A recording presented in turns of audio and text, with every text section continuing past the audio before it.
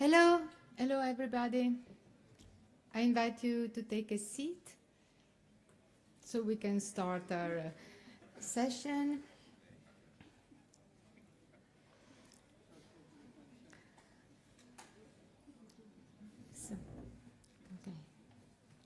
So welcome everybody to our satellite event, Coastal Futures, Charting Priorities for Resilience. My name is Cecilia Bittoni. I'm the program manager of the DCC-CR, Decade Collaborative Center on Coastal Resilience, directed by Nadia Pinardi. And I will be the host for this event. The QR code you're seeing here takes you to the event website for your reference. Okay. This event is a merge of 4 events, and it's hosted by the DCC-CR and co-hosted by CoastPredict program, Knowledge Hub on Sea Level Rise, Ocean and Climate Platform, and the Decade Tsunami program.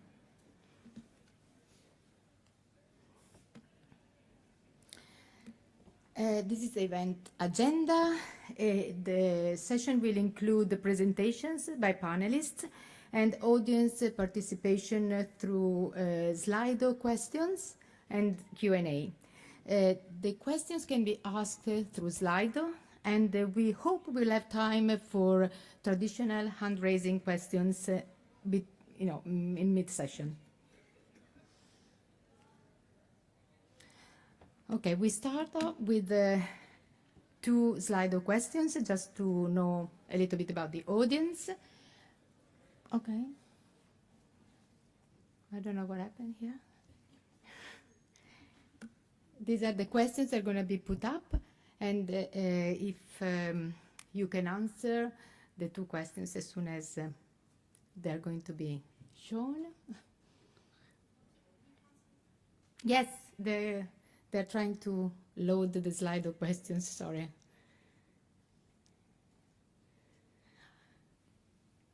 Okay, so maybe I ask the question. The first question is, which country do you come from?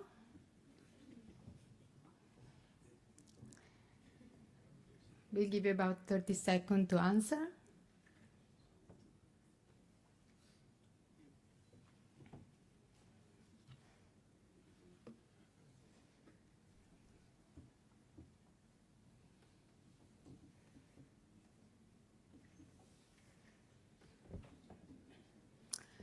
And then we can, we can pass on to the second question.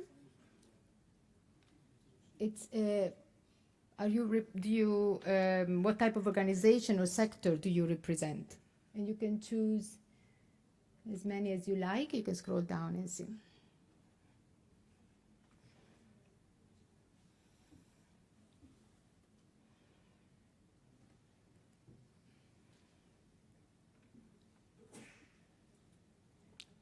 Research.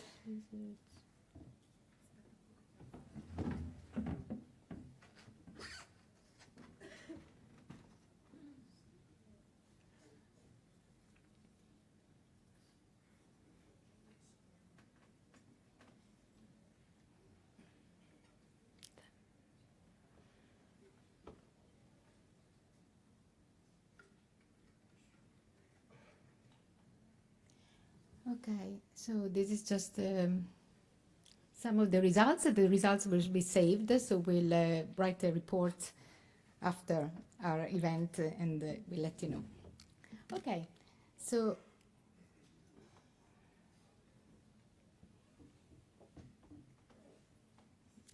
yeah, they need to take off Slido. Okay.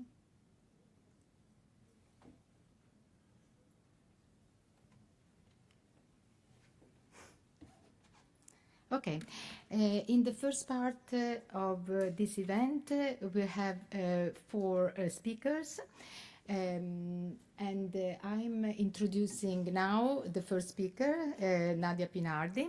She's a professor of physical oceanography at the University of Bologna and director of the Decade Collaborative Center of Coastal Resilience. She holds a PhD from Harvard in applied physics, and her interests focus on ocean prediction.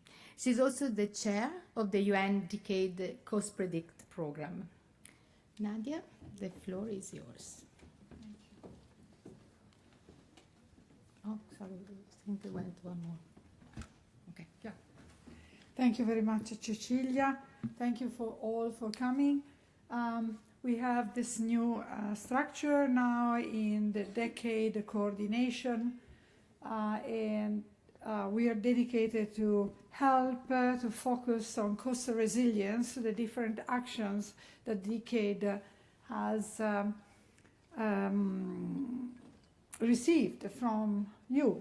So, okay, we practically uptake the definition of coastal resilience from United Nations Disaster Risk Reduction, and so the resilience is that capacity to react and go back eventually to some functionality after an event occurs and come back to an acceptable level. So that's the aim of resilience.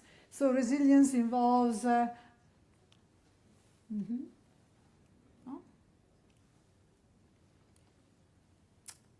How can I get my word around?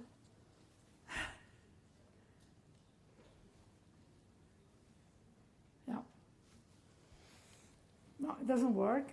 Okay, yeah, thank you so much. Assessment, planning, prevention and protection, preparedness, response, and recovery. So different phases, you find these schematics many places.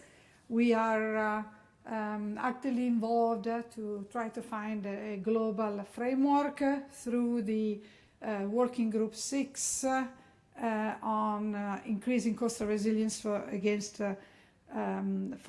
ocean hazards. And this is the first scheme. So what are the gaps that we have now at this moment? Coastal resilience has not yet been used to strengthen science-based environmental management, or at least not enough, we find.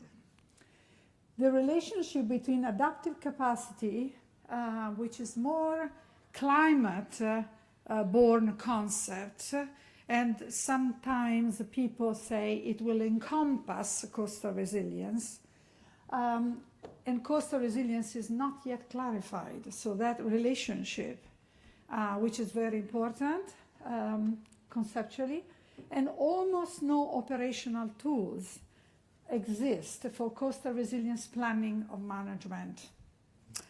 So we are at the decade, and we think this is an important area where we should get out after 2030 with some definite plan and community built around these plans.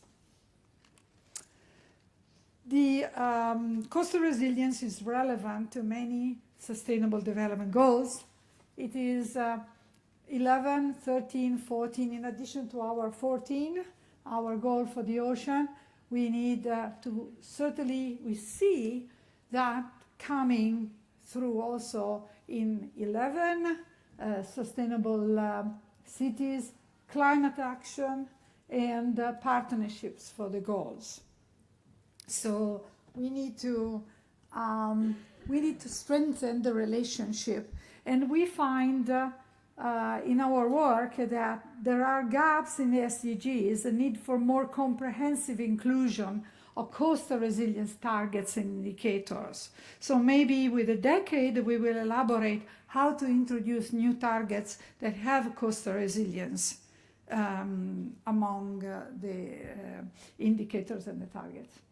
So our Decade Collaborative Center for Coastal Resilience is done to support the Decade Coordination Unit in UNESCO Paris in the theme of coastal resilience, and especially interfacing with the stakeholders, with the myriad of stakeholders that compose the coastal resilience issue and problem.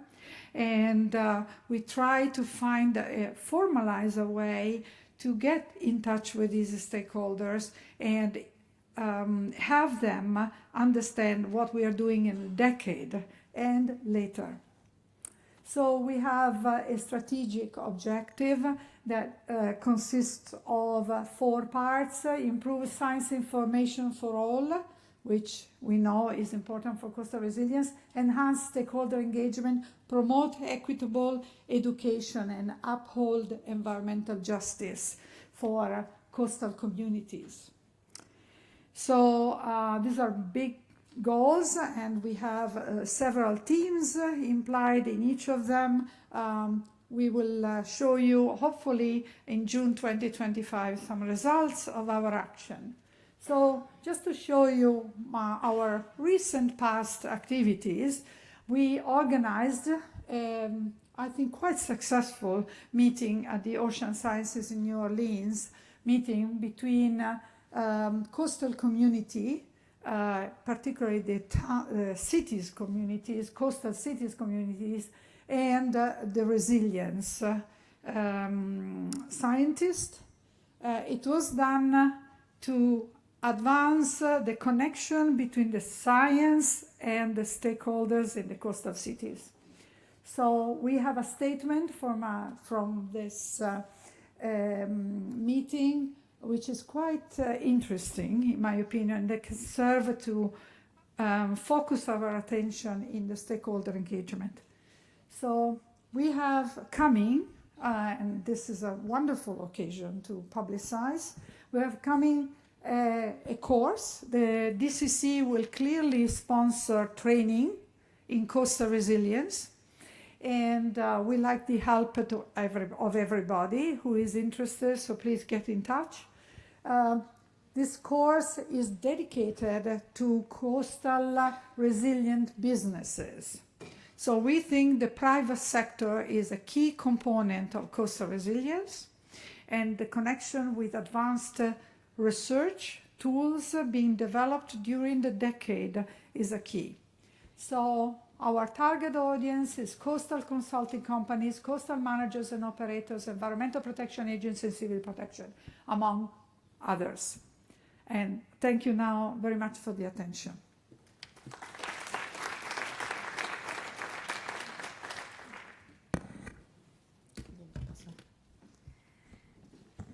Thank you, Nadia, for the presentation. And here we are loading 2 more questions that the DCCCR would like you to answer. Okay. You have 1 minute to answer each question. The results will be shown as a word cloud, so I advise you to be brief.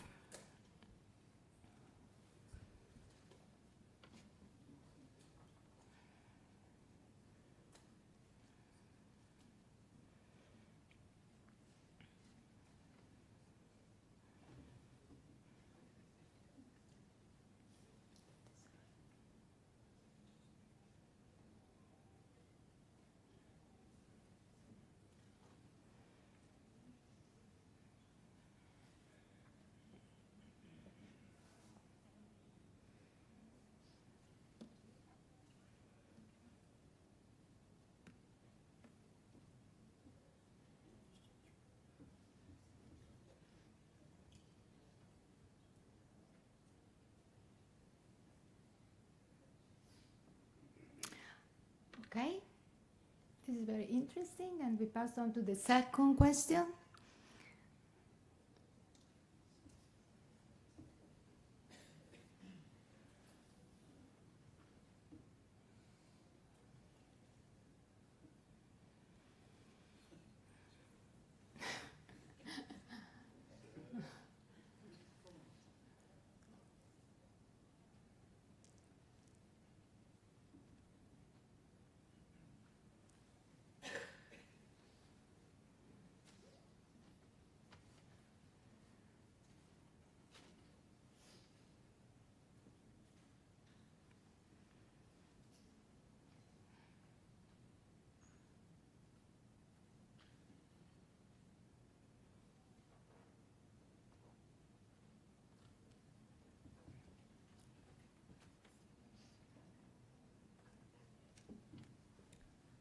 Okay.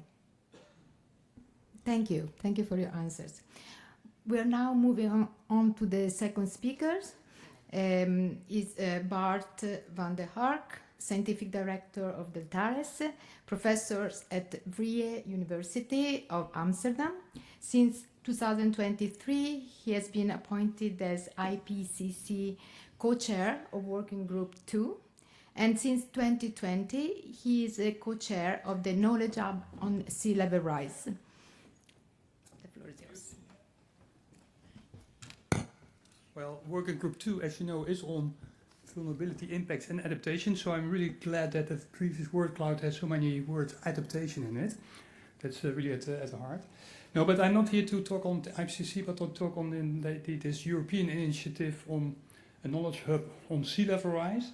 It has a bit of Nadia and myself are both sharing that, but there's a much larger group involved, of course. It has a bit of an IPCC kind of flavor because we do see, of course, how authoritative IPCC information is, but we also see how generic and core scale it is when you want to interpret it at a very more regional or local scales. And so we pitched the idea to make an additional assessment on top of what IPCC is already doing on sea level rise, and a prominent topic for climate adaptation for sure for coastal areas, but then tailored to European, at the European scale. And that was supported by these joint programming initiatives endorsed by the European Commission, both on climate and on oceans, which is very nice because it gave us good secretarial support, excellent support, I would say. And we collected quite a big group of experts from the primarily European experts to actually form the governance structure of that. And it's not so much the governance as in of course you need to organize in a way, but we also have of course a very content-driven organizational structure. So we pooled our experts in a couple of major domains, not too specific, to sort of oversee the whole assessment process. So in the first task group, as we call them, that is where we actually organize the scoping. IPCC has demonstrated how important scoping of this kind of things is. I'm coming to that in a minute. Two science task groups, one say on the policy science, adaptation science, governance, communication, and another one more on the physics, environmental impacts, those two. And then another task group that is actually sort of organizing the whole, framing, communication. That is how we set it up.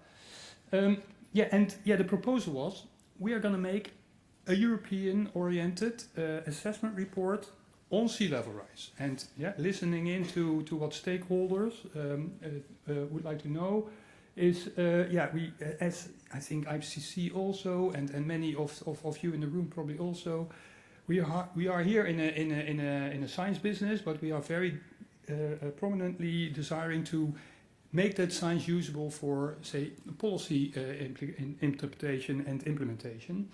So we feel that at the decision scale where people have to take decisions on city development in coastal areas or economic development, that you need multidisciplines. It's always interdisciplinary, it's always transdisciplinary. There is a lot of local knowledge that you would like to bring in to make a good assessment. So that is one of the keywords, integrated and interdisciplinary. Another one, we do appreciate still a large need for better information on sea level rise drivers and data on that, and also better information on impacts and projected impacts. But also there's a very large need, I would say, to do a bit more systematic analysis of what actually the adaptation science is about. What are adaptation options? What can we actually learn from policy planning in terms of adaptation planning? Also, what is the effectivity of adaptation? And there was quite a large call from many people. Give us please a bit of a hold on the science of adaptation, also to allow more, say, intercomparability across nations and regions within Europe. Of course, we have giving it a more regionalized base. I don't know, I was involved in the previous IPCC report, and then Europe has only like 2 or 3 major regions, and coast is really not discerned here. Here we decided to group the whole, the team, but also the assessment report into major basins, combining countries around those basins to organize the scoping and the analysis and the review, and also reporting on these, that at least some regionalization of the assessment is taking place. The scoping, it is a long process. Actually, at the time that the Ocean Decade started, that's also where the Sea Level Rise Knowledge Hub started. And we took more than a year to set up the governance, but also more than a year to do a scoping, which means we organized basin by basin workshops. They had to be online. It was in the middle of COVID. Very well attended by all kinds of groups. That on average 70, 80 people per basin came together for 2 days to talk about, okay, what's the science that we know about that could be updated to what we already know from IPCC, and what is actually the policy requests that we would like to be covered much better than we could do on just an IPCC basis. And that gave a very rich palette of requests. We also carried out a survey, about 200 respondents, and one of the chapters of the Knowledge Hub reports on that scoping process. It's actually a documentation of needs of information and updates of the state of the art. And after the scoping, then indeed we formed the author teams, or they were already kind of formed, and set an outline of the report in a very nice conference organized in Venice in October 2022. At the end of that conference, we had an outline, a set of chapters that were indeed tasking the author teams, and please go ahead and write the reports. This is what we came up with. It's not groundbreaking, but it does match, I think, say public interest for this topic. And the first one is indeed that identification on the research needs and a bit of progress. Very interesting. That's actually the only part of the whole exercise where we added new information. We did a bit of research via those surveys. The other chapters are plain assessments of existing knowledge, like IPCC.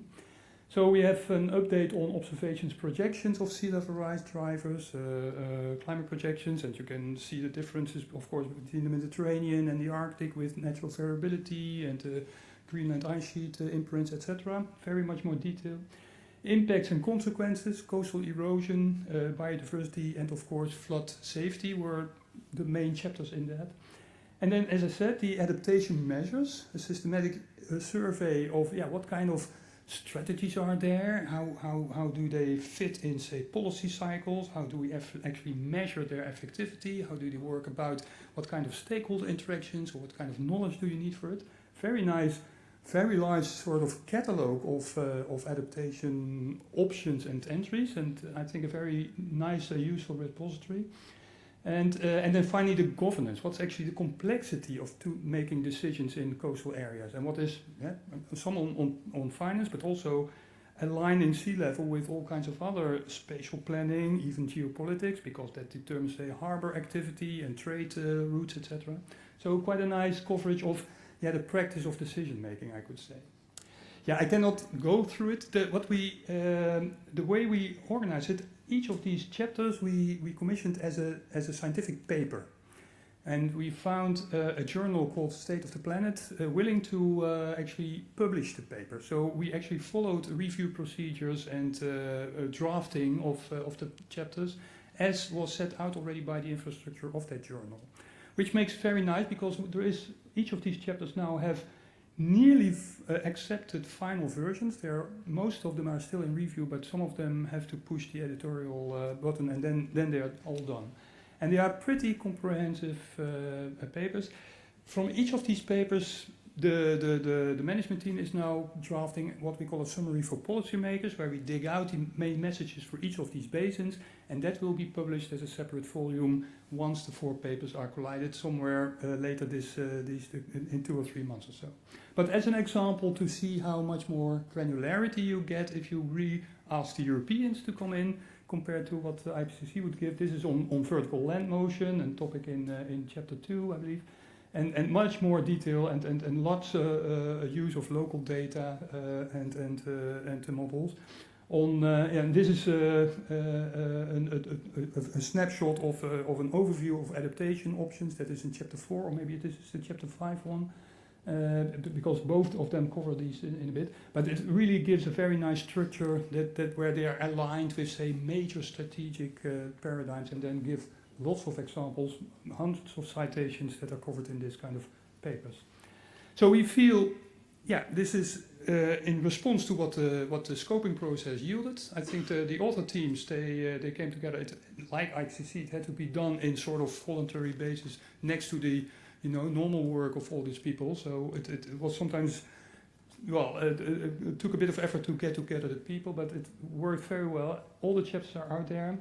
I think it's good now to consolidate.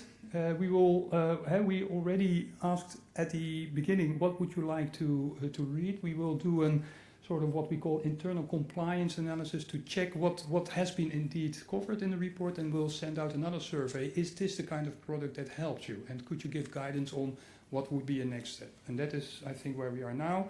Hopefully, briefly after the summer, we will make a nice overall presentation for the entire package, all the papers and the summary for policymakers. Thank you very much.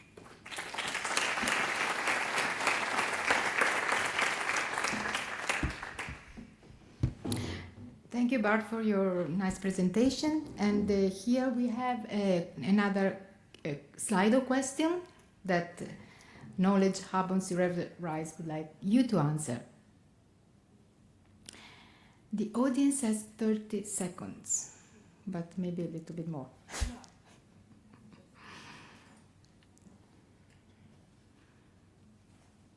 You can choose as many answers as up to three answers.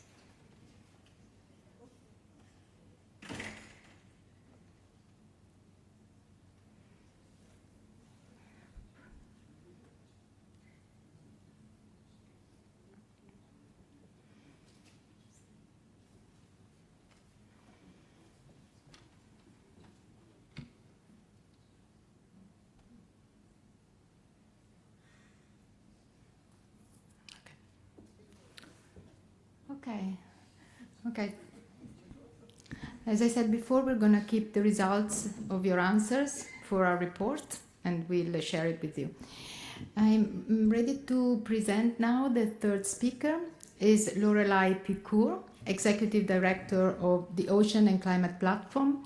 She advocates for multilateral cooperation, integrating ocean climate biodiversity nexus into decision-making at the UNFCCC.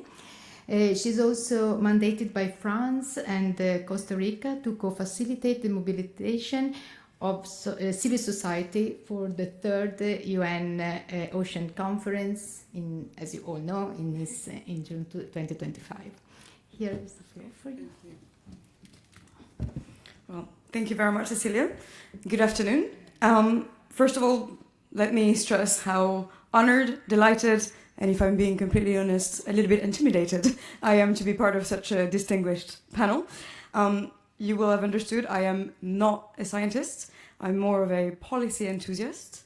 And these types of panels and discussions really remind me of how important it is to genuinely work at the science policy interface if we want international or national decision-making to be based on scientific evidence. So, today I want to introduce you to the work of the cities initiatives. One thing to know about the Ocean and Climate Platform, we like ocean ponds, so cities exposed to the adaptation of sea level rise. And actually, to your point earlier, when we read the IPCC report on ocean and the cryosphere, we realized, okay, the issue of coastal adaptation is being addressed, but what are we doing at the international level? What are we doing in terms of decisions, in terms of raising the sound of the alarm? And that was the initial statement. We do have a bunch of scientific evidence showing us what we should be doing or not, but there is still a stark contrast between what's being done by decision makers and this political inertia, especially on adaptation. Maybe some of you were at COP28. We were slightly disappointed with the outcomes. Going back to cities, what I wanted to say is that the project is very much rooted in the belief that peer-to-peer learning and experience sharing are accelerators to make sure that informed action and international cooperation can work in turn to fast-track ambitious adaptation policies. That's a little bit why in 2020 already, the OCP launched the Cities project with the aim to facilitate the development of adaptation strategies to support coastal cities threatened by sea level rise. We do that very simply. The first way is by collecting and disseminating knowledge and scientific evidence. The second one is by sharing experiences. It may be different what happens on the west coast of the United States to what happens in the west coast of Africa or in the Pacific. How do we learn from one another? How do we build this solidarity across this experience sharing as well? And finally, of course, as you've understood, advocating for informed and increased political action. So over the last 4 years, we have organized a series of workshops that you can see on the map across the globe to understand a little bit what's happening out there, what are the solutions, the good practices, the bad ones as well, what to replicate, what not to. Lately, we're also working on thematic workshops, starting with nature-based solutions all the way to relocalization. How do we address, how do we reshape the future of coastal adaptation? So far with the cities initiatives, including many of you in the room, which makes it even more intimidating, we have mobilized more than 250 stakeholders and practitioners across the globe, which is quite exciting. How do we collect all of this information? How do we share it? And what do we make with it, most importantly? As mentioned earlier, science policy interface, extremely important, and that has been at the back of our minds from the very beginning of the launch of the Cities project. How do we generate political momentum? So as early as 2022, we were actually at the One Ocean Summit in Brest under the leadership of President Emmanuel Macron. And we launched the Cities Declaration because from the very beginning, we wanted good practices, we wanted collaboration, but we also wanted this to be raised at the highest level of the political agenda. So at the time, we already had 50 mayors signing the Cities Declaration from Lagos to Jakarta to Nice, obviously, and many more. So this will allow me to dive in the next session on how do we use all of that expertise that we have generated in the last 4 years. We launched, last year, we published a series of policy recommendations for coastal cities to adapt to sea level rise. All of our work at the platform is rooted in deep collaboration. So everything we do is making sure that we can give a voice to all of the stakeholders that we represent and work with, but also make sure that it's representative of the recommendations that can be applied out there. So these recommendations were actually supported and endorsed by more than 80 organizations. Many of you in the room again, we have ICLEI, we have AIVP, MetCities, Mercator Océan, IUCN, WUTSO, and the list goes on up to 80, so I'll stop here. I will quickly dive into the 4 types of recommendations and priorities that we have highlighted for ourselves around solutions, knowledge, social justice, and of course, finance. If we start with solutions, I think the main takeaway out there is there's no one-size-fits-all solution. It doesn't exist, there's no silver bullet. We need to combine. And we need to break away from those reactive, short-term, and protection-based responses to really design long-term adaptation strategies tailored to local conditions. We need to design dynamic adaptation pathways combining several measures. We're talking about green-grey infrastructures. We're talking about nature-based solutions, but other types of solutions as well, protection, accommodation, and planned relocation when necessary. We need those pathways to really be capable of evolving to both climate and social conditions as well. We may have scenarios for the future. How do we anticipate? How do we make sure that we evolve with them? In terms of science, I won't expand too much because I feel like I'm not the most legitimate here. But we know that we need to emphasize for new approaches to generate and share operational knowledge. Of course, we need to collect more data, and I think we have a good crowd here to agree with this, more data and providing continuous monitoring. But how do we also embrace various disciplines and ensure that those knowledge systems from indigenous local knowledge systems are also included with other types of scientific evidence? And all of this, of course, aligns deeply with the principles of the Ocean Decade as well as the work of the IPBES and IPCC. And we want to make sure that this is embraced to the full extent that we can actually uptake all of this science all the way to decision makers. Nadia, you've mentioned this, obviously. Coastal resilience is also about social engagement, justice, equity. we need adaptation policies. They can't be overlooking those issues. We need to make sure that they avoid maladaptation. And one of the issues that we're trying to prevent with policy recommendations is to make sure that adaptation does not lead to climate gentrification.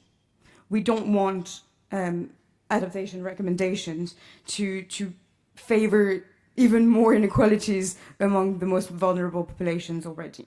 How do we do that? We ensure that decision makers engage with local populations. I'm quite happy actually to see on the slide there, co-design, absolutely. I think that's the very core of everything that we've been doing, co-designing and ensuring that we define together what it is to have a desirable future with the one that we actually want to live in.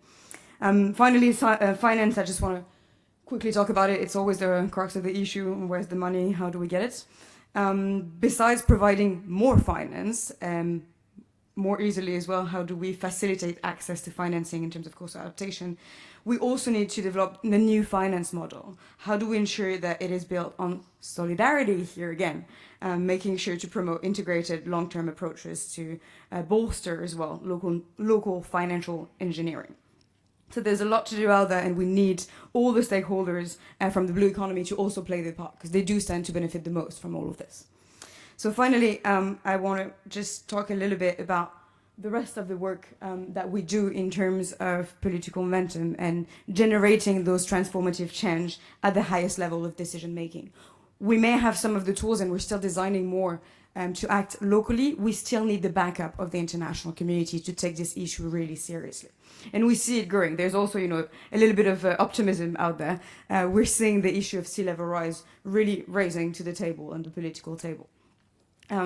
That's also something that we take very seriously at the Ocean Climate Platform, how to make sure that these issues are integrated in all of the entry points of the relevant governance institutions. And I saw my friend earlier from the UNFCCC here, and so she knows that very well. We have a number of approaches to do that. The first one is we actually mobilize civil society. We have an official mandate at the UNFCCC to coordinate civil society on ocean and coastal zones. So that's a very powerful way of showcasing concrete solutions.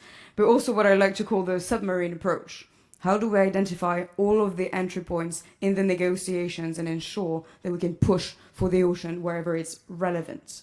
And in that, I won't get into this. If you have questions, please come and see me. But there are some mechanisms out there. There are some processes within the Paris Agreement to push for coastal adaptation. One of them being the Nairobi Work Program on Adaptation. It has an expert group on ocean and coastal zones. So we do have options to make sure that these questions are being addressed at the highest level. And I also wanted to share, and I promise I will finish with this, to some exciting prospects for next year. We've heard a lot about the UN Ocean Conference that will take place in Nice in 2025. And I'm quite excited that with the Ocean Climate Platform, we'll be working very closely with both the governments of France and Costa Rica and with the city of Nice to prepare for the launch of the Ocean Rise and Resilience Coalition. It will be launched during a special event that will take place on June 7th, 2025 in Nice. And it's an event that will focus on bringing together coastal cities and regions specifically. We started that in Matosinhos already in 2022, and that's something that we very much want to bring as well, having the frontliners involved in these UN conferences. So this coalition, it will be chaired by the mayor of Nice, Monsieur Christian Estrosi, and we're very ambitious. We're aiming at representing 1 billion people across the globe, and by bringing together in Nice 1,000 representatives from cities and regions. We have 3 main objectives, very, very simple. How do we accelerate collaboration for expertise? Yet again, how do we learn from one another?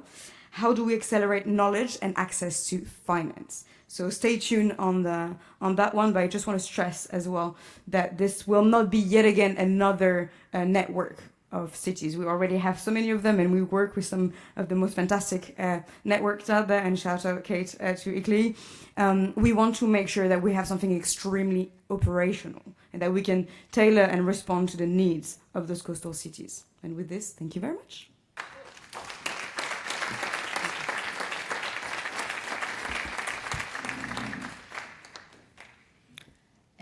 Thank you, Lorelai. And here is another Slido question from Ocean and Climate Platform. which we would like you to answer in 30 seconds. And we are about on time, so it's a good news.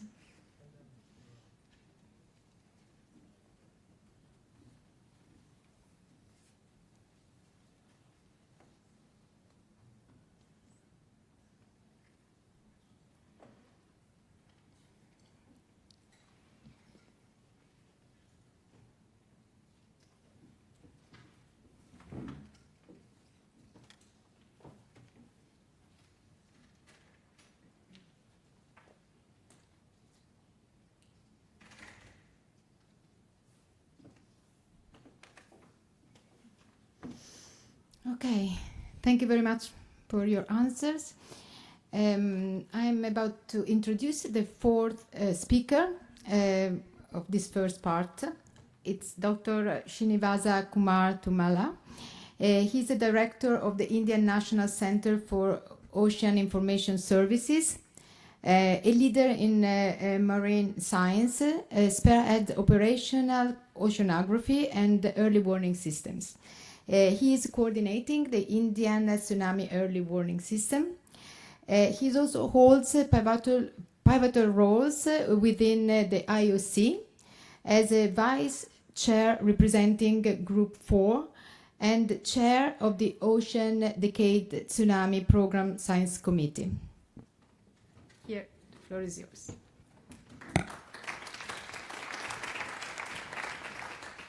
Thank you very much, Cecilia. Thanks, Nadia, for inviting me to be part of this session, and good afternoon, everyone. So, Nadia, in her opening talk, spoke about the Challenge 6 and how the DCC Coastal Resilience is working with addressing the Challenge 6. And the Challenge 6 is basically enhancing community resilience to ocean hazards. And then there's a working group that Nadia and me co-chair. And there's a session at 4:30. I invite you to attend the session. You'll have much more information on what we're doing there, and then your feedbacks on the white paper. So why I mention this is when we're actually looking at hazards, coastal hazards especially, there are several types of hazards that we need to address, and that's something we've also written a bit about in the white paper. The geological, geophysical hazards, the hydrological hazards, and ecological hazards, and so on. Tsunami happens to be one such hazard, which is a very important hazard when you talk about coastal resilience. The number of people, coastal population that are impacted by tsunamis is so humongous. So that's the reason Ocean Decade, there is a tsunami program. And out of the 6 programs that are addressing Challenge 6, so there have been 6 calls for action so far from the IOC towards the Ocean Decade. And then there are 6 programs, and one such program is the Ocean Decade Tsunami Program. So that's the background of why it becomes very important for enhancing coastal resilience. And several of you in the room, I see several friends who have worked on tsunami early warning systems. So the Pacific Tsunami Warning System was in operation since 1960 after the Chilean tsunami. But then in the other regions of the ocean basin, there was none. Until 2004, we were all struck by the Indian Ocean tsunami and 230,000 lives were lost. And that was when IOC, the Intergovernmental Oceanographic Commission, started working with all the stakeholders, countries and the intergovernmental organizations and so on, and then set up, right now we have about 4 regional systems. We have systems operating in the Northeast Atlantic and Mediterranean, in the Indian Ocean, in the Caribbean, and in the Pacific, operating as a global system of systems. And then we are being provided warnings. But then there are several challenges, and that's where the tsunami program is, this Ocean Decade Tsunami Program has, it's important. Because tsunami warning is race against time. So though we get warnings out, what we do very well right now is basically for tsunamis that are of seismic origin. But then there can be tsunamis from other sources such as landslides. It could be from atmospheric phenomena. About 2% of the tsunamis are from atmospheric phenomena. So, but mostly it is due to earthquakes, about 80%. So there are gaps in the way we can detect those tsunamis. There are gaps in the way we have SOPs for addressing those tsunamis, and gaps in the way public can understand and respond to such events. Now, this is what actually gave rise to the tsunami program when the ocean decade got, sorry about that. Yeah, so this is what I spoke about right now. So this was when the decade got into motion in 2021. Member states of the IOC UNESCO decided that we need to actually have a tsunami program to make transformational changes in the way we can address tsunami warnings. And it has established a science committee. And we have come up with a science plan on what we will do to enhance the tsunami warnings until 2030. So the two things that we are going to address there is to enhance the warning system's capability to issue warnings to all vulnerable populations, no matter the source.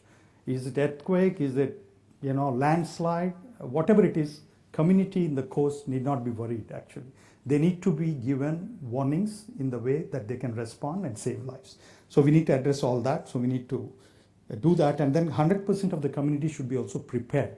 You can give a very good warning, but the community doesn't know what to do, how to respond, then it's a problem. So we need to actually do these two things. And we thought about what are the elements that we should address. So we looked at early warnings, that is the detection systems. Then we looked at the gaps in hazard assessments. Then we looked at the gaps in early warning communication, warning chains, and preparedness and response. So all these 4 pillars we have looked at, and then we found that these are some things that we need to address. Of course, you can look at Google, the Ocean Decade Tsunami Program Science Plan. You would actually be able to get the document, but then these are some things that we're addressing. So we need to enhance our risk knowledge. No matter the source, we need to actually have an understanding of all the sources. And then we need to have data. For example, historical tsunami data is something we need. We need data on coastal bathymetry topography to be able to do modeling. We need actually methodologies to do hazard assessment, and then we need it on a global scale, covering all the communities. So this is something, a gap, and then we have identified certain targets and indicators to reach there by 2030. And then on the detection, analysis, and forecasting, right now we have good seismic networks, we have sea level networks, tide gauges, and so on. But then there are so many new technologies that are coming up. So these are some things that we want to look at from the science perspective. We could look at coastal radars. We could look at ionospheric observations from GNSS stations. There could be delays which could be detected. When a tsunami is propagating. So there are science problems that can be addressed to improve the detection. So that's something we talked about. And then we also have techniques to address the characterization of forecasting. You have techniques, data-driven techniques now, which you can do use in combination with the dynamical modeling. So those are some things that are going to be addressed. And then on the warning dissemination and communication, again, we have to look at each of the warning centers or the centers which receive data or detect and then receive information from a regional center, or they do it themselves. They should have access to data and tools and communication platforms. It could be CAP, it could be some other platform through which people can easily receive these warnings from centers. So we wanted to address gaps in how do we make those decisions to warn. You have information, but then how do we make the decision to warn? Is it based on certain thresholds, or is it based on some other techniques? So how do we improve that? And then how do you construct the warnings? Finally, it has to be simple warning in a local language that is actionable by a person on the beach. So that's something which we need to improve upon. And of course, warning dissemination in communication is something there are gaps. We are going to address that. And preparedness and response, again, in the warning system upstream, we all have technical things by which we can measure. That is, how soon you are given a warning, how soon you have detected the earthquake. But then how do you measure these things at this social, the community level? We don't have structured frameworks to do that. So now that's something. There is a program called Tsunami Ready. It's an IOC UNESCO Tsunami Ready program, which actually prescribes about 11 indicators that the community should, they should have to be actually identified as, say, tsunami ready. So it's a structured way to get those preparedness, at the community level. So no, that's something also we are looking at. And this is my last slide. So capacity development is actually a cross-cutting theme. So this we need to do across all stakeholders, across all the areas that I talked about before, from the regional warning systems to national warning centers to disaster management offices, national level to provincial level to communities. And that's something we are going to address. And of course, we are also talking about how do we govern, how all this complicated thing has to be implemented. You need large stakeholders, you need intergovernmental organizations, you need corporations whom you can work with because this is such a huge scale program. So we have identified some things there. There is already a good governance mechanism through the Intergovernmental Oceanography Commission. Then you have new DCCs coming up, actually working on different regions, different themes. Then we have the ICGs, Intergovernmental Coordination Groups under the IOC, which could actually then contribute to some of these actions and meeting the overall goal. So that's something we are thinking. And then we need to, of course, align with all the intergovernmental frameworks. We look at calls for action, multilateral environmental agreements, international cooperation is, of course, very important. And then finally, of course, where do the resources come from? I mean, as with all international programs, of course, the design, the guidelines to establish systems, it is actually driven by best practices it's a co-design. But then the contributions finally come from the member states and then routed through the ICGs, because those are the regional mechanisms which address regional problems. And then addressing, implementing things at a local scale. So this seamless integration from a global level to a local level across, on a global kind of, scale is what we are looking at actually. So those are some of the wonderful people. Oops. Okay, yeah, that was just my thank you slide, but thank you very much. Yeah.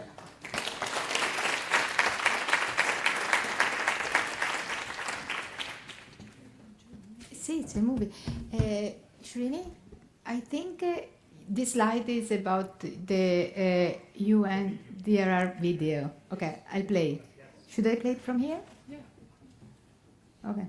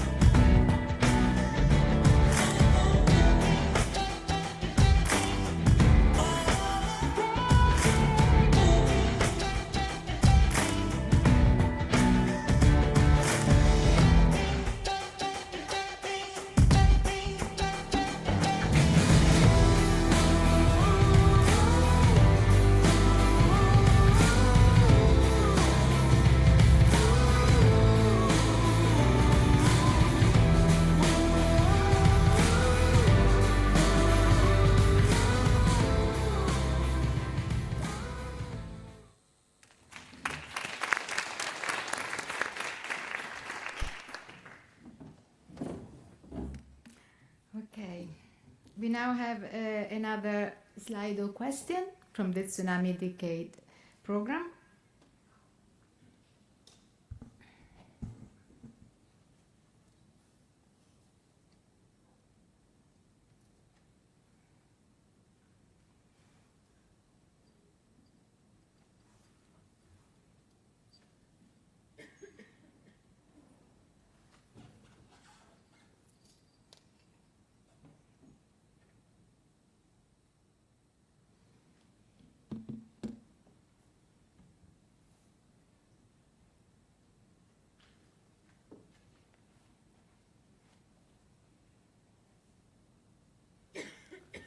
Okay. Thank you for your answers. Now we have a session for Q&A. So some of you have submitted questions through Slido. So one question has been picked up, and I read the question to the panelists. But let's start from this one. By continuously asking for more science, we fail to push the knowledge we have to maximum policy impact. How do we ensure we complete policy cycles with impact? Thank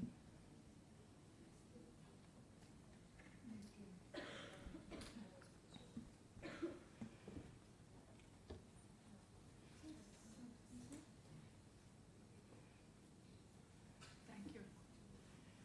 Yeah, thank you for the question. I mean, it's clear that you have to work with scientists, politicians, and well, I say practitioners in the coast. They have to write to scientists, and scientists have to do their science. So, but we are starting to see a change in science, I think.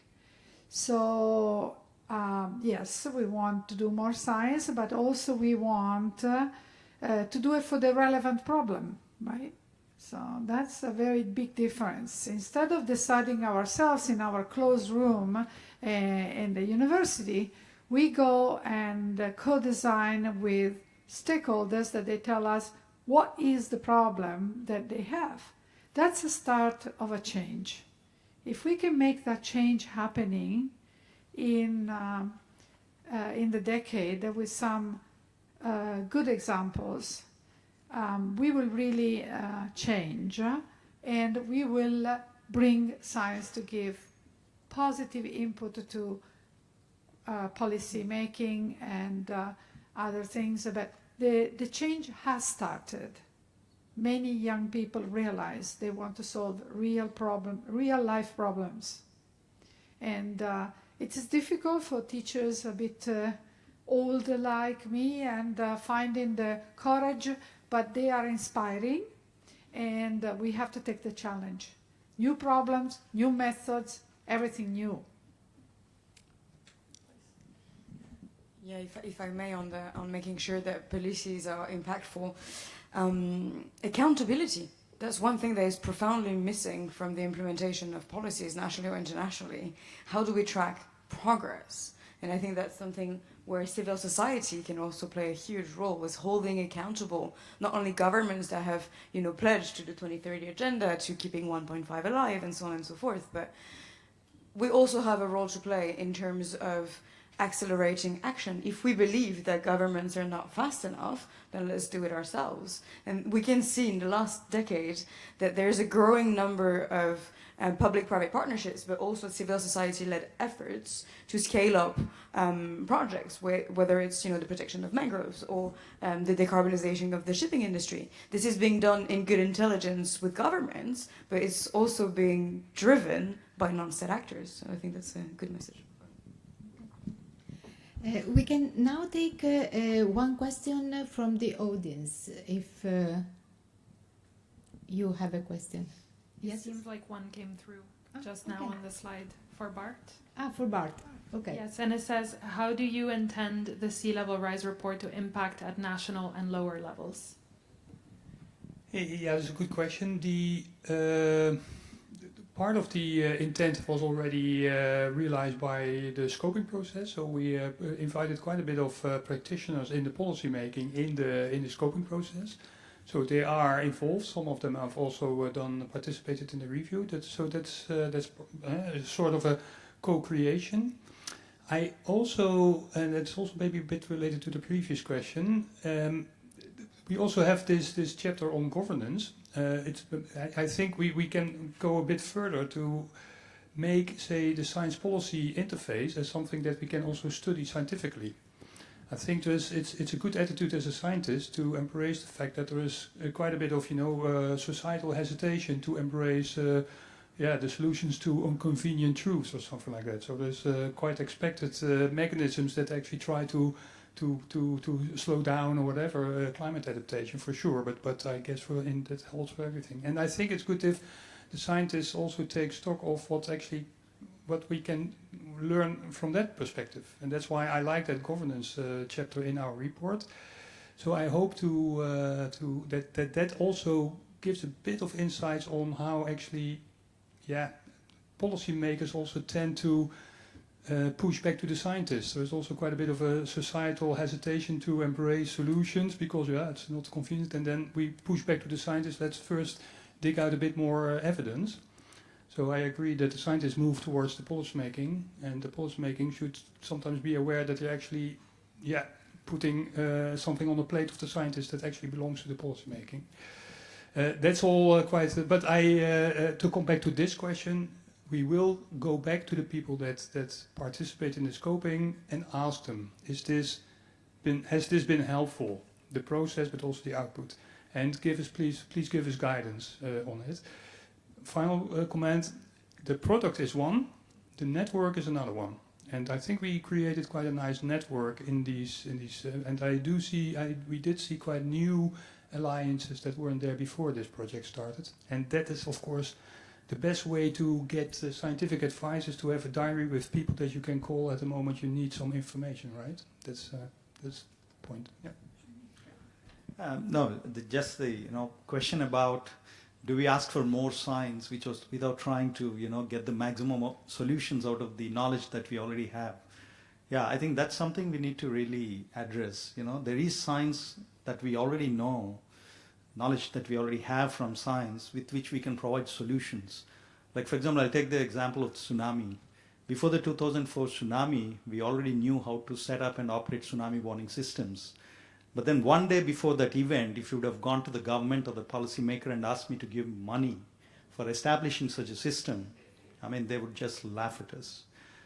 But then once that happened, that event, there was so much of interest, and then everybody wanted to find a solution to it, and then millions and millions, hundreds of millions started flowing into it. I think we need to have those routine conversations, I guess. We don't need to wait for a problem to happen to actually look for solutions. I think we need to have a platform to have the routine kind of conversations about what is the knowledge we already have from the science we have done, and then what are the problems it can solve to common people. So putting users in the center, identifying their problems, and then connecting it to the knowledge we already have. I think that's also a bottoms-up process we have to really take up. Thank you. Thank you. Okay, so we don't have more time for questions. We may leave it at the end if there is some spare minutes. I'm now asking the panelists to swap. So from the first session to the second part. I shouldn't use those.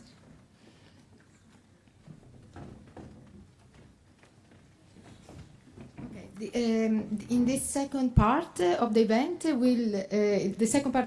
be the launch of CoastPredict's GlobalCoast initiative.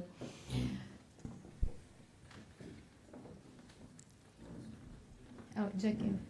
And I'm introducing the first speaker, Joaquin Tintoret, Director of SOSIB, Balearic Islands Coastal Observing and Forecasting System, and IMEDEA, correct? And co-chair of CoastPredict. The floor is yours. Thanks very much, Cecilia, and thanks everybody for being here. Excuse me, a pleasure. And yes, I'm here really.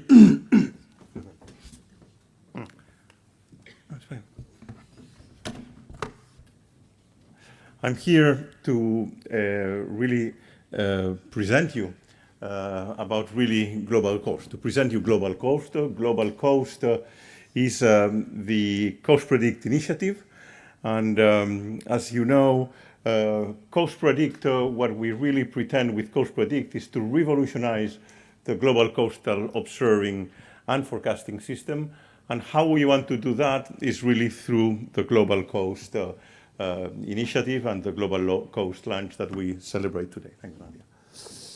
Okay, what GlobalCoast is really a framework for implementation.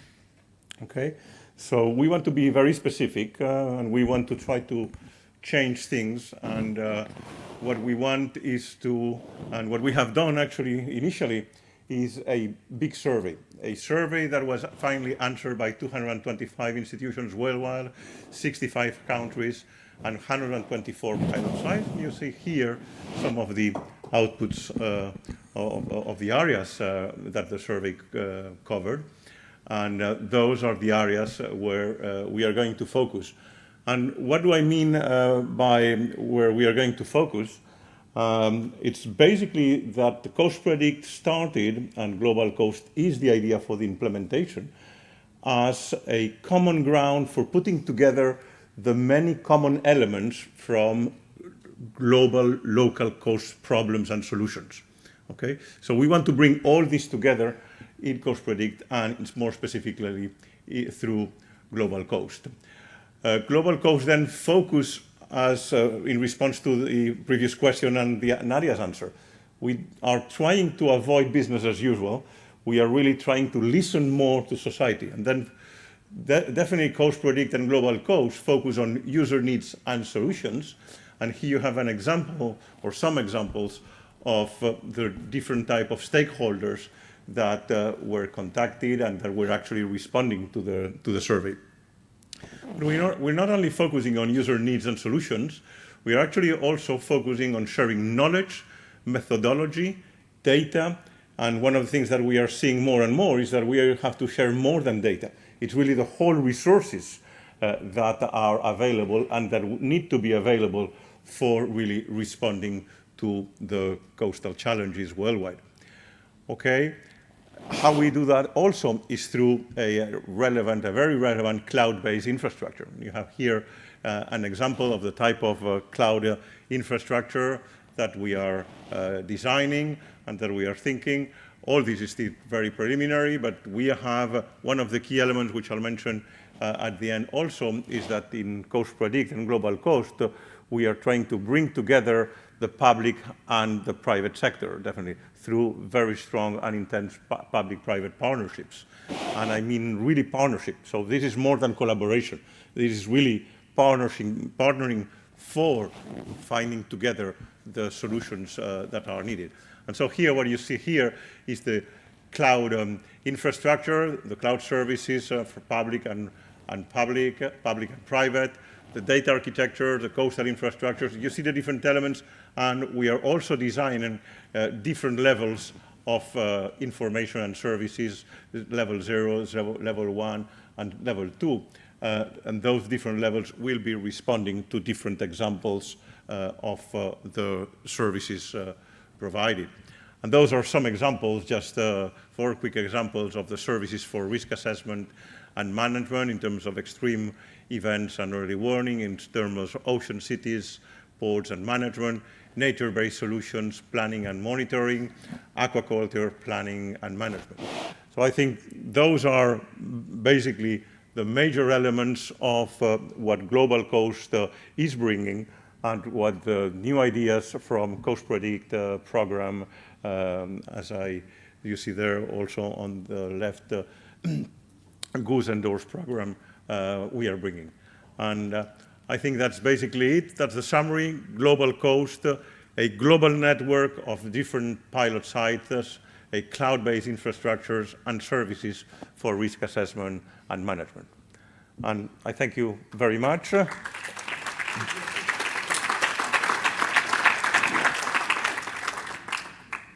And then let me introduce you to Tom Parry from Fugro. And Tom is really Fugro's global lead for coastal resilience and climate strategies, shaping data-driven solutions. And he's supporting different elements here at the conference, Seascape survey, and discussions on Fugro. Go ahead, thank you.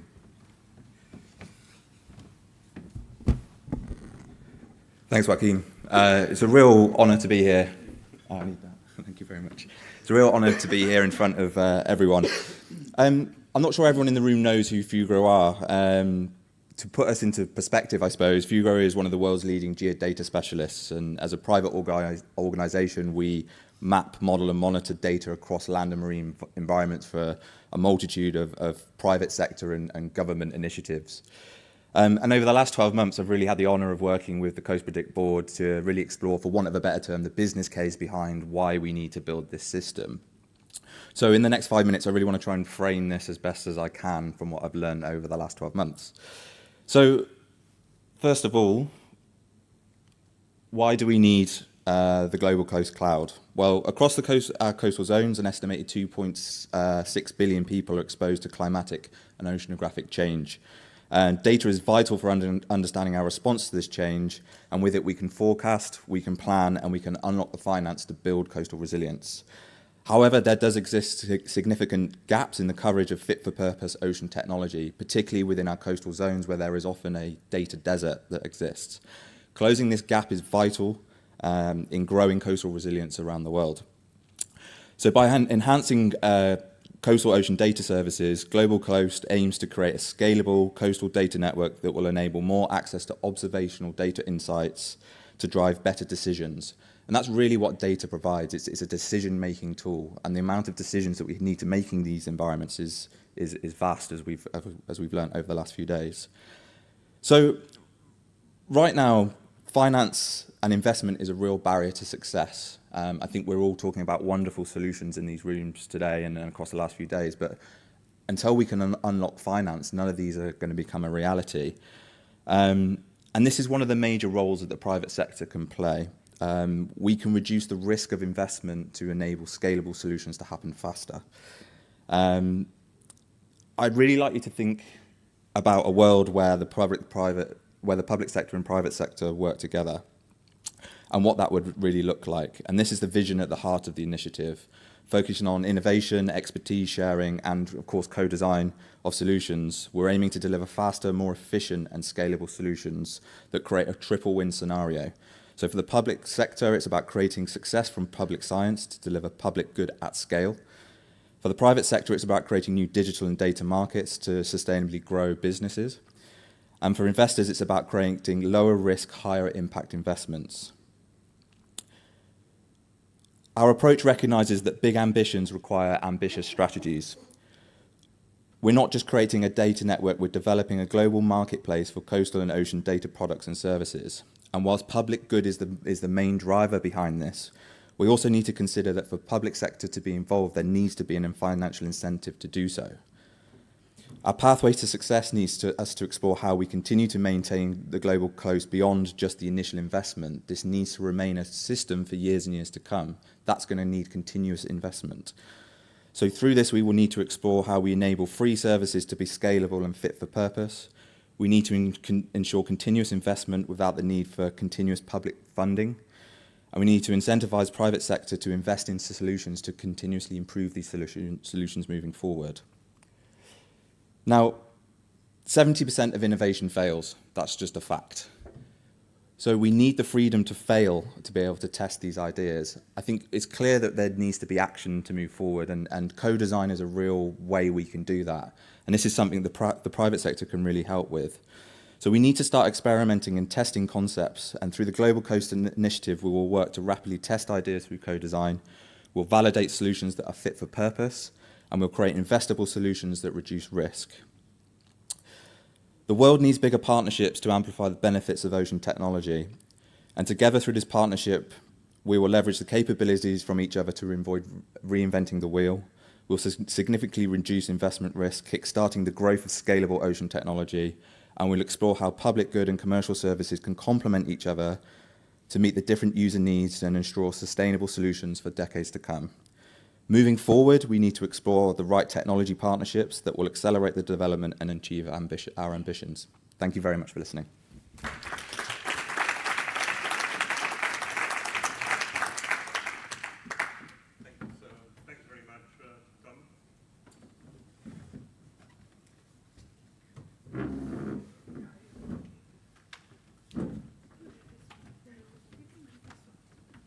Thanks very much, Tom. Thanks very much, Tom.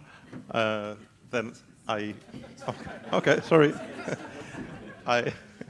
Thank you. I just want to introduce then our next speaker, Adam Maho, senior lecturer at the University of Ghana, co-leader of a very important CoastPredict project, co-leader of Mankoga project, and co-chair of the Ocean Decade Vision 2030 process for Challenge 9. Thank you very much. Thank you very much. Good afternoon, and I'll be presenting on improving resilience along Ghana's east coast with mangroves as nature-based solutions. Okay, so Ghana has had its share of climate change, predominantly climate change driven coastal erosion and flooding. In 1999, we constructed the first ever sea defense wall in one of the hotspot areas. And 10 years after that, we found that indeed the coast of Ghana, the coastline is eroding even more than it was before this sea defense wall was constructed. So in 2013, we were recording erosion rates around 2 meters per year. And in the hotspot areas, we were recording as high as 17 meters per year. And what this means is that we are losing a lot of infrastructure in this highly vulnerable areas, the hotspot areas. Businesses have gone, livelihoods have gone, cultural heritages have also gone into the sea.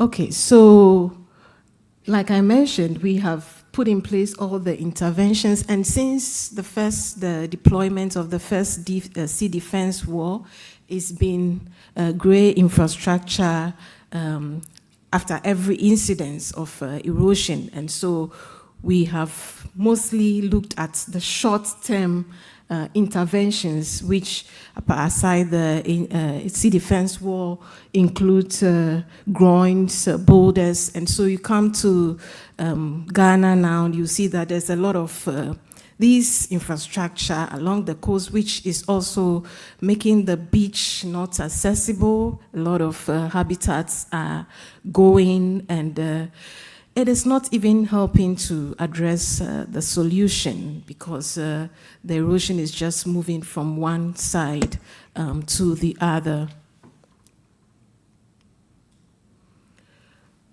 Okay, so this is where the Mankoga project comes in. Mankoga stands for Mangroves as Nature-Based Solutions to Coastal Hazards along the east coast of Ghana. It's funded by the Mia Vision Initiative. And with Mankoga, what we are actually trying to do is to co-design nature-based solution using mangroves to address the coastal erosion and flooding that it's happening. It's not going to be the full solution, but it can support the existing interventions that we have. And what is required to use mangroves as a robust nature-based solutions, we need to first of all build connections. So we need to use a bottom-up approach. We need to work with people, so scientists need to come together, the community, the local community, district level managers, and also at the national level, we're looking at policymakers. And so we dedicated a whole 9 months of the project to the co-design phase. And during that co-design phase, together with the different stakeholders that we identified, we realized that there were data gaps that need to be filled. And this data gap included climate data. We need to know the flood rate, so we need to be able to come out with early warning systems. We need to understand the rate at which the shoreline is changing. And also another important thing that our stakeholders talk about was pollution, which also is driven by degradation of mangroves, because the mangroves that we have along the coast are also being harvested at a very rapid rate. And also a lot of biodiversity is going, and we also need data on blue carbon. And so we have now moved into the implementation phase of the project, trying to fill these data gaps that we identify together with our stakeholders. And another important thing that we did during the co-design phase was to come up with a communication platform between the communities, the stakeholders, the data users, the policymakers. And so We're collecting this data, processing this data into information that we will be sharing with policymakers, decision makers, advocacy groups, resource users, managers, as well as the local communities. Thank you very much.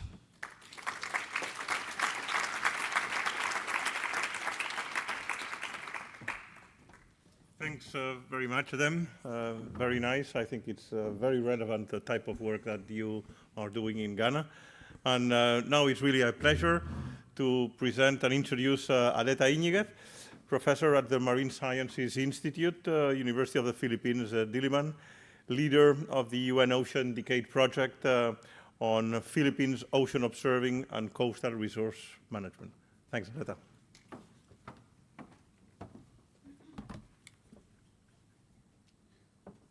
Hello, good afternoon, everyone. Thank you so much for this opportunity to be here. So as an archipelagic country with one of the longest coastlines in the world, the oceans are integral to the sustenance, livelihood, culture, and general way of life of Filipinos. However, these oceans are significantly threatened by a suite of factors from local stressors such as water pollution and unregulated coastal development impacting the health of ecosystems. Harmful algal blooms that threaten food security, livelihood, and human health. To the global stressor of climate change, where the Philippines is considered one of the most vulnerable countries in the world to its impacts. With our collaboration with CoastPredict, and specifically being included as pilot sites for the GlobalCoast, it is our hope to be able to build capacity for ocean observation and modeling that can provide better understanding and tools to address these various stressors and ensure sustainable use of our ocean resources. So the Philippines has 3 global coast pilot site areas that are scattered in the internal and middle portion of the country. And I'll be providing a glimpse into what these sites are and the challenges that they face. So the first site is called the Verde Island Passage, or VIP, which is a body of water south of the main island of Luzon. It is considered as a central area for marine biodiversity in the world and continues to yield new species to science, underscoring its significance to global biodiversity. This area provides food, livelihood, and other benefits to over 2 million people. The VIP area also encompasses important productive pelagic and reef fishery areas and busy ship and ferry sea lanes. Key developments such as international port and oil refineries can be found in the northern area, while adjacent to these and also in the southern part are popular tourist destinations for beaches and diving, and these have already been compromised recently by issues in oil spills. However, multiple impacts threaten the biodiversity of the VIP. It experiences very high fishing pressure as well as illegal fishing. Coastal population is growing rapidly, and various coastal developments are increasing and contribute to pollution and coastal erosion. The focal site within the VIP is called Puerto Galera, which is a UNESCO Man and Biosphere Reserve, and is grappling with balancing conservation of marine ecosystems with coastal development and fisheries.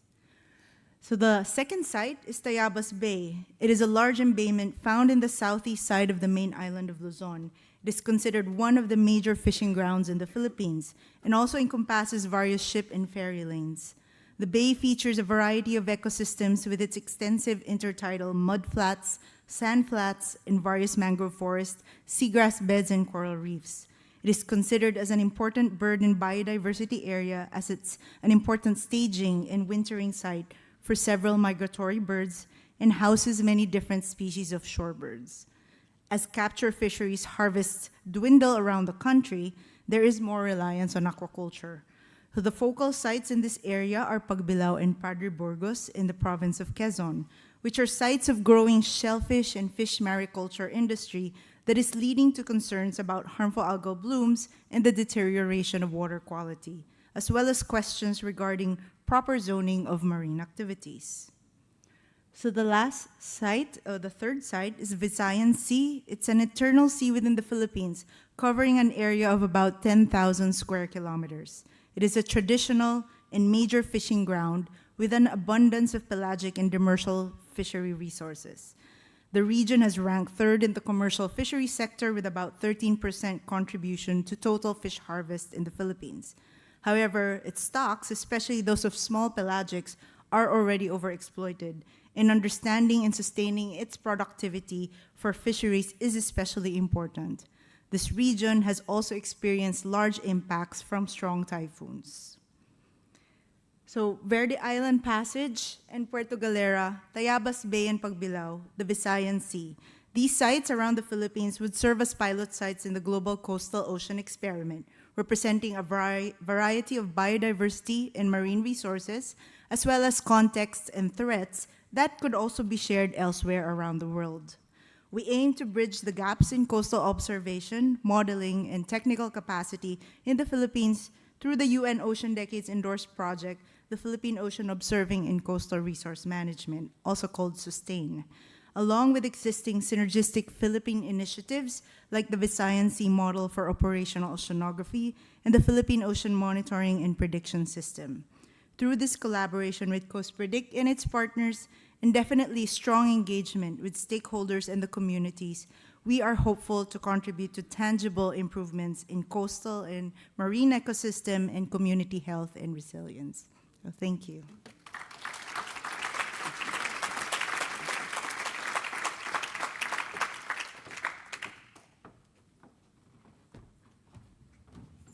Thanks very, very much, Areta. I think it's impressive again. I think we are extremely fortunate to have those examples of different activities that through CoastPredict are bringing together knowledge. We've seen the initial thoughts, essential thoughts from the private sector. I think this brings new ideas on the table. And then the examples from Ghana, I think, are impressive. The examples also now from the Philippines are really very, very nice and very useful.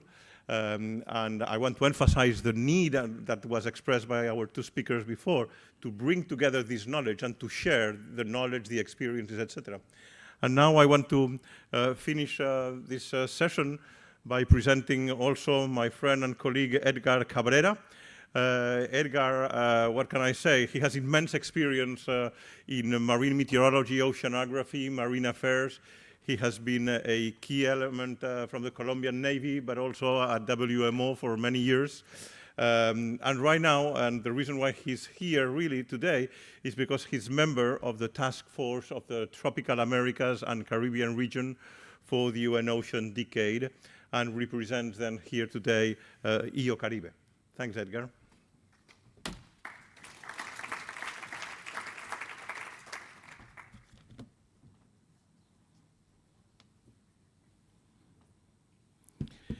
Gracias, Joaquin. Thank you all. Gracias, Emilia, Professora Pinardi, for this opportunity to address this group.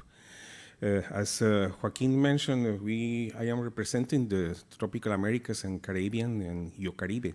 This is a subcommission of the IOC of UNESCO based in Cartagena de Indias in Colombia. And in this moment, they are conducting a side event or satellite event on EO Caribe at the same time. So perhaps we have not a wider audience, unless myself and Julio Morel from the Puerto Rico, the University of Puerto Rico, Mayagüez, and Caricus, we are here to talk with you. So I would like just to mention to you this exercise, let's say, on the Ocean Decade was conducted in the regional discussion, and in the Caribbean, led by IO Caribe as an agency, but not belonging IO Caribe, because we need to consider other agencies, and especially in the Caribbean, that you will see is a very complex region, no? Not only on the physical aspects, but also on the multicultural, multilingual, and different type of governance and capacity in the different states. So we conduct a series of workshops try to understand ourselves based on the outcomes of the decade, and this one was conducted based on the Safe Ocean outcome. And the response on this workshop, and I will quote, there were seven of the prioritization of hazard, and they say the sea level rise, climate change, sargassum, tsunami, COVID-19, because the time when we conducted this evaluation, wastewater, hurricanes, and oil spills. So that means that this is, we say, the more complex that we want to conduct. And using the call of action number 2 of the decade, we submit a project to the governance of the decade. This is called Integrated Coastal Hazard Early Warning System and Services. So we conduct this and submit. And the reaction of the governance was very positive, and they affiliate this program to CoastPredict. And we were fortunate to be linked to CoastPredict, because CoastPredict will bring us all the knowledge to provide the requirements or the proper response to the users. So then come Joaquin and mentioned this global call survey and Professor Pinardi, and we respond to the survey, and then we identify these pilot sites. And in identifying these pilot sites, there are different, because it was not possible to identify only one pilot site in the Caribbean. So as a Colombian, I say, okay, we'll do it in Colombia, because we have a sufficient experience. We have the Maritime Authority, the INVEMAR, and we have our Office of UNESCO. Yes, but there are different sites. So we came to this map, and you will see the, I don't know how to point here.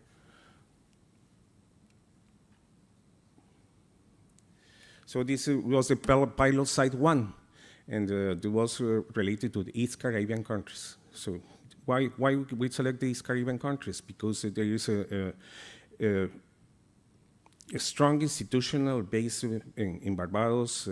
Basically, we have also the Trinidad Tobago. We have a center on meteorology from the WMO in Barbados. There are several projects that were built there on severe weather forecasting demonstration projects, also led by the WMO. So this is a capacity. So we will build this, and this will be the first site. The second site that we selected,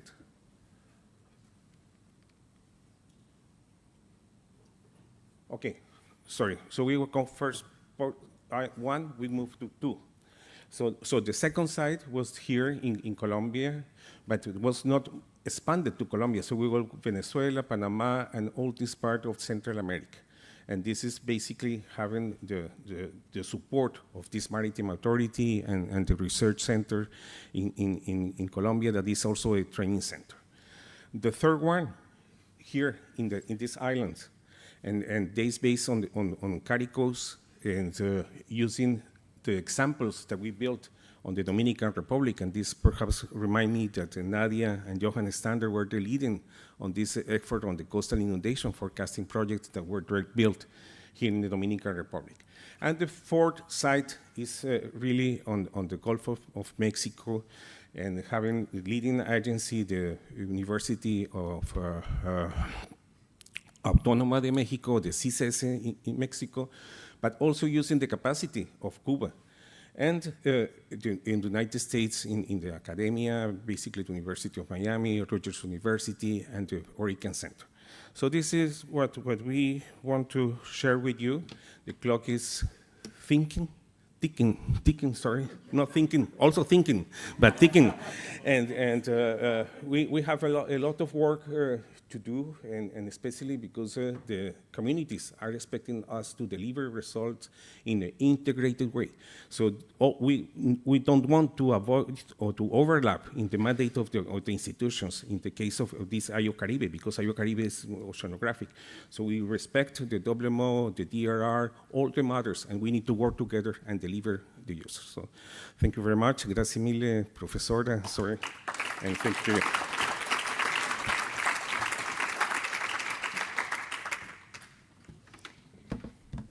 So I just would like to thank you all for being here and to thank all the speakers. This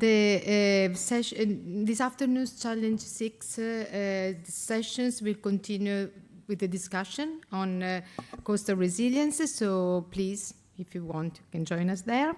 And we'll make sure we'll answer the questions you submitted in a report that, as I said before, will circulate to you. So thank you very much.